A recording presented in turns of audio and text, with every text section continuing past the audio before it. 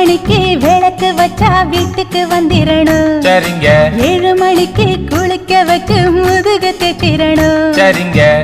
8 மணி ஆனாக்கா என்னோட கையால சாப்பிடணும்.